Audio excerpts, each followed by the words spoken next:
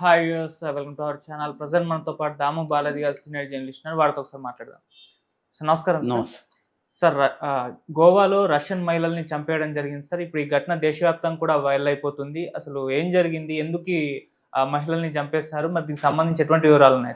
గోవాలో రష్యన్ మహిళల హత్య అనేది దేశవ్యాప్తంగా కలకలం సృష్టిస్తుంది. ఎందుకంటే గోవా అనేది వెరీ పాపులర్ ఇండియాలో డెస్టినేషన్, టూరిస్ట్ డెస్టినేషను, టూరిజం మీదనే ఆధారపడిన స్టేట్ కూడా అది. సో ఇది ఒక విచిత్రంగా కూడా ఉంది. ఎందుకంటే చనిపోయిన ఇద్దరు మహిళలు, చంపిన వ్యక్తి ముగ్గురు కూడా రష్యన్సే. ముగ్గురు వయసు 37 ఏళ్ళే. చనిపోయిన ఇద్దరు మహిళలకి ఒకే రకమైన పేరుంది. ఈ ఇద్దరు మహిళలతో కూడా ఇతను అఫైర్లో ఉన్నాడు.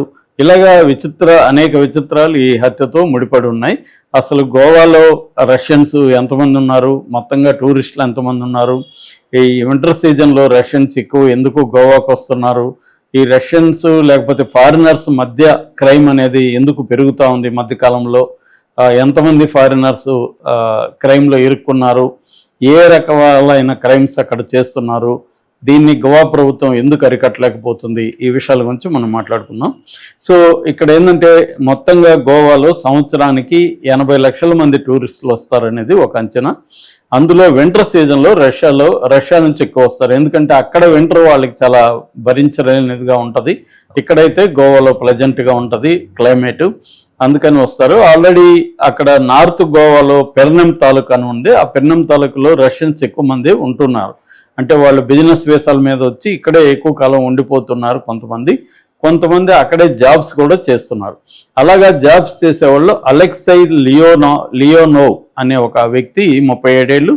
అతను ఫైర్ పెర్ఫార్మెన్స్ అంటారు కదా, నోటితో అగ్గి ఇట్లా ఊదుతుంటారు కదా, అట్లాంటి ఒక వృత్తి చేసే అతను అనమాట. టూరిస్టులను అట్రాక్ట్ చేయడం కోసం అది చేస్తుంటాడు, అక్కడే ఉంటాడు అతనికి టూరిస్ట్ వీసాతో ఇద్దరు మహిళలు వచ్చారు అక్కడ. వాళ్ళిద్దరు వయసు కూడా 37 ఏళ్ళు. ఇద్దరు పేర్లు ఎలీనా అనే పేర్లతోనే స్టార్ట్ అవుతుంది. ఒకరేమో ఎలీనా కాస్తాచోవా, ఇంకొకరేమో ఎలీనా వనీవా.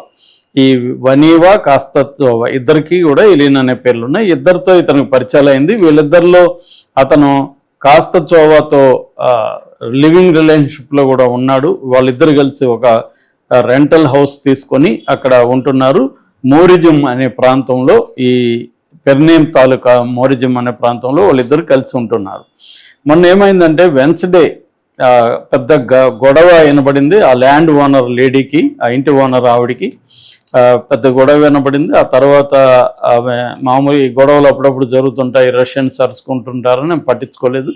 కానీ ఆమెకి మార్నింగ్ డౌట్ వచ్చి వెళ్ళి చూస్తే డెడ్ బాడీ కనబడింది. దాంతో ఆమె పోలీసులకు ఫోన్ చేసింది. పోలీసులు వచ్చి చూస్తే ఆవిడను వనీవా అనే ఆవిడ గొంతు కోయబడి ఉంది. ఆమెను కట్టేసి టార్చర్ చేసిగా ఉంది. ఆమె పెనగలాడినట్టుగా డిఫెన్సివ్ వూండ్స్ అంటారు, డిఫెన్సివ్ వూండ్స్ కూడా కనబడ్డాయి. దాంతో పోలీసులు రంగంలో దిగారు, విచారణ మొదలుపెట్టారు. మరుసటి రోజు మార్నింగు ఆ ప్రాంతానికి, మొరిజిమ్ అనే ప్రాంతానికి 8 కిలోమీటర్ల దూరంలో అరంబు అనే ఒక ప్రాంతం ఉంది. అక్కడ ఇంకొక మహిళ, ఈ కాస్తాచోవా అనే మహిళ, ఆమె డెడ్ బాడీ కూడా దొరికింది. ఇద్దరిని ఒకే రకంగా చంపినట్టుగా తెలుస్తుంది. అదేంటంటే ఒక పదునైన ఆయుధం, అంటే ఒక రకమైన కత్తి లాంటి దాంతో గొంతులు కోసేసి ఇద్దరిని కూడా చంపేశాడు. సో దాంతో ఎవరు చంపారు ఏంటనేది పోలీసులు ఎంక్వైరీ మొదలుపెట్టారు. ఈ ఇంటి ఓనర్లని వాళ్ళతో మాట్లాడారు. అట్లాగే చుట్టుపక్కల వాళ్ళతో మాట్లాడితే ఇతని మీద అనుమానం వచ్చింది. దాంతో హంటింగ్ మొదలుపెట్టారు. నిన్న మార్నింగ్ అర్లీ మార్నింగ్ 4 గంటలకి అతన్ని పారిపోవడానికి ట్రై చేస్తుంటే పోలీసులు పట్టుకోగలిగారు. అతన్ని తీసుకెళ్లి విచారిస్తున్నారు. అట్లాగే ఫోరెన్సిక్ టీం కూడా దిగింది. డీటెయిల్ ఫోరెన్సిక్కి సంబంధించి కూడా సెల్ ఫోన్లు, సోషల్ మీడియాలో పోస్టులు ఇవన్నీ కూడా పరిశీలిస్తున్నారు.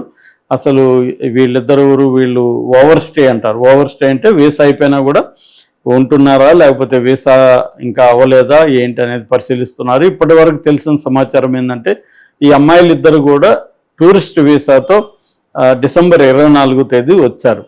వచ్చినప్పుడు ఈ అబ్బాయి పరిచయం అయ్యాడు, రష్యన్ కాబట్టి. ఇతనికి ఇలాగా రష్యా నుంచి కొత్తగా వచ్చే అమ్మాయిల్ని స్నేహం చేసి అఫైర్లు పెట్టుకోవడం అనేది ఇతని నేచరు. అలాగే వీళ్ళిద్దరిని కూడా అఫైర్లు పెట్టుకుని అందులో ఒక ఆమెతో మాత్రం కలిసి ఉంటున్నాడు, ఇంకొక ఆమెతో అప్పుడప్పుడు వెళ్ళి వస్తున్నాడు. ఇలాగా వీళ్ళ ఇద్దరిని ఒకేసారి, అంటే ముందు రోజు వనీవాన్ చంపాడు, రెండో రోజు కస్తచోవాన్ చంపాడు. ఎందుకు ఇలా ఇద్దరిని చంపాడు అనేది పోలీసులకు అంతుపట్టలేదు. అతనేమో ఫస్ట్లో చెప్పలేదు, నేను వాళ్ళిద్దరితో ఫ్రెండ్లీగా ఉన్నాను అంతే అని చెప్తున్నాడు. ఫైనల్గా అతను మొత్తానికి అతను వీళ్ళు టార్చర్ చేస్తారా లేకపోతే ఎలా ప్రశ్నించారో తెలియదు, కానీ మొత్తానికి అయితే కన్ఫెస్ అయ్యాడు, నేనే చంపానని.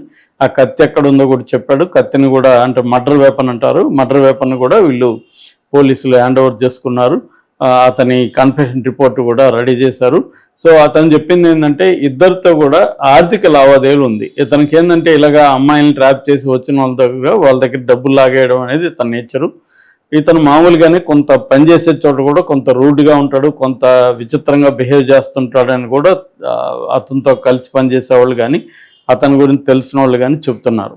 సో ఇక్కడ ప్రధానంగా ఏమంటే మామూలుగా మనకి విదేశీ మహిళల మీద జరగడం లేకపోతే ఒక్కోసారి చూస్తున్నాం, అంటే ఇండియన్స్ చేస్తున్నారు. కానీ ఇక్కడేమంటే ఫారినర్స్ని చంపడం అన్న కాన్సెప్ట్ కనపడుతుంది, ముఖ్యంగా రష్యన్స్.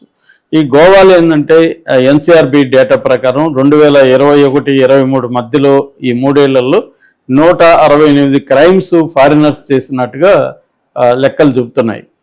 అందులో 42 ఫారినర్స్ మీద ఇండియన్స్ చేసిన క్రైమ్స్ అయితే 168 క్రైమ్స్ మాత్రం వాళ్ళు రకరకాల క్రైమ్ యాక్టివిటీలో ఇన్వాల్వ్ అవ్వడం. ముఖ్యంగా రష్యన్స్ ఏమో నార్కోటిక్స్ బిజినెస్లో ఉంటారు, నైజీరియన్స్ ఏమో డ్రగ్ బిజినెస్లో ఉంటారు, బల్గేరియన్స్ ఏమో ఏటీఎం ఫ్రాడ్లు చేస్తుంటారు, తర్వాత టాంజానియా వాళ్ళకి సంబంధించేమో వాళ్ళేమో వీసా ఫ్రాడ్లు చేస్తుంటారు. ఇలాగే ఇక్కడికి వచ్చి సెటిల్ అయినాక వీళ్ళు రకరకాల క్రిమినల్ యాక్టివిటీల్లో మొదలవుతారు. వీళ్ళకి విదేశాల్లో కూడా వీళ్ళు ఎక్కువగా అనేక దేశాల్లో టూరిజం తిరుగుతుంటారు కాబట్టి అనేక దేశాల్లో వీళ్ళకి క్రిమినల్స్తో కాంటాక్ట్స్ ఉండడం, దాంతో వీళ్ళు ఇండియాకి వచ్చి ఇక్కడ డ్రగ్ టూరిజం ఇవన్నీ కూడా ప్లాన్ చేసుకోవడం అలాగే చేస్తున్నారు. చాలాసార్లు హైదరాబాద్లో డ్రగ్స్ కూడా మూలం గోవాలోనే తేలుతుందని మనం అనేకసార్లు చూసాం, మనం చెప్పుకున్నప్పుడు కూడా చెప్పాం. అంటే గోవా, మంగళూరు, బెంగళూరు, హైదరాబాద్ ఈ రూట్ అనేది రెగ్యులర్గా ఉందన్నమాట. చాలాసార్లు మన వాళ్ళు కూడా హైదరాబాద్ పోలీసులు కూడా యాంటీ నార్కోటిక్స్ డిపార్ట్మెంట్ కూడా వెళ్ళి గోవాలో పట్టుకున్న సందర్భాలు అయితే ఉన్నాయి. అలాగా ఈ రష్యన్స్ కూడా అక్కడ ఎక్కువగా క్రైమ్ చేస్తున్నారు. అయితే ఈ సంఘటన వల్ల ఇప్పుడు అక్కడ రష్యన్స్ ఆగిపోయే పరిస్థితి కనబడుతుంది. ఒక టెన్షన్లో ఉన్నారు. రష్యన్ టూరిస్టులు చాలామంది క్యాన్సిల్ చేసుకున్నారని చెప్తున్నారు. అక్కడ గోవాలో ఉండే రెస్టారెంట్లు కానీ ఈ లాడ్జ్ ఓనర్స్ వీళ్ళంతా కూడా ఇప్పుడు బాధపడుతున్నారు. దీనివల్ల ఇప్పుడు మా బిజినెస్ డౌన్ అయింది. మామూలుగా వింటర్లో 20-30% బిజినెస్ బాగుంటుంది, రష్యన్స్ ఎక్కువ వస్తారు కాబట్టి ఇప్పుడు వాళ్ళు ఆగిపోవడం వల్ల మాకు బిజినెస్ దెబ్బతింటుంది అనేది వీళ్ళు చెప్తున్నారు. మామూలుగా అయితే రష్యాకి మనకి మధ్య ఈ మధ్యకాలంలో మంచి సంబంధాలు అయితే మెరుగుపడ్డాయి.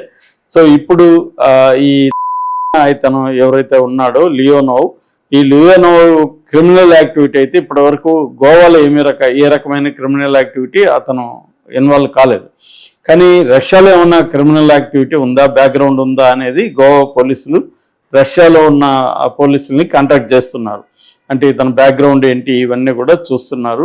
అవన్నీ కూడా ఎస్టాబ్లిష్ చేసి తనకు శిక్ష పడేట్టుగా చేయాలనేది గోవన్ పోలీసులు ట్రై చేస్తున్నారు.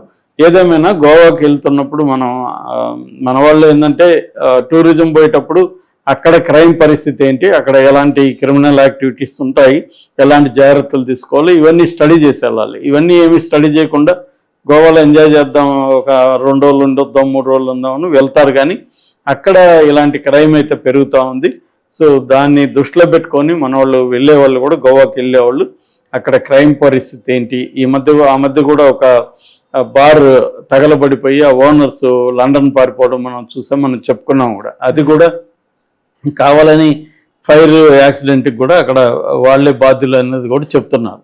సో అంటే చాలా క్రిమినల్ టూరిస్ట్ ప్లేసుల్లో జనరల్గానే క్రైమ్ అనేది ఎక్కువ ఉంటుంది.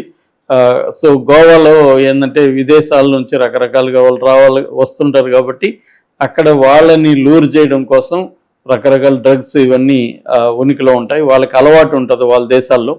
ఇక్కడ డ్రగ్స్ దొరకవు కాబట్టి ఈ మార్కెట్ అనేది గోవాలో బలంగా ఉంది.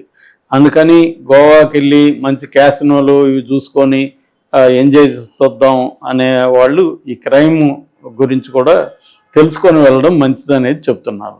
Okay sir, thank you so much.